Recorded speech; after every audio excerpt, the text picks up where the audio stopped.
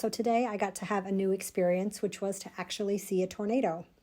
That's something I've wanted to do for over 45 years, which is kind of ridiculous. That's never happened before because I live smack dab in the middle of Tornado Alley in Nebraska, but I've been fortunate enough to steer clear of them, I guess. There were quite a few that went through Lincoln, Nebraska today, north of Lincoln, east of Lincoln, and then over by Omaha, and there was some damage.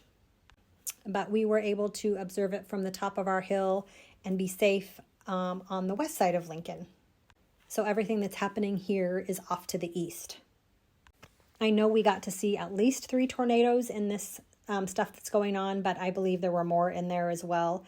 A couple of different times there were like 2 of them which would rope together and which would split apart. The crazy thing for me about like inclement weather, I just love it. It's one of my favorite things to weather watch or tornado watch. And it's so fun while it's happening. But then there's the danger factor, which I think why it is exciting for me, but also then thinking of other people and the things they could lose, like, their farms or their houses or, be injured. That's kind of where it makes it a little bit sketchy. I get excited when there's storms, but then I also don't want anyone to get hurt.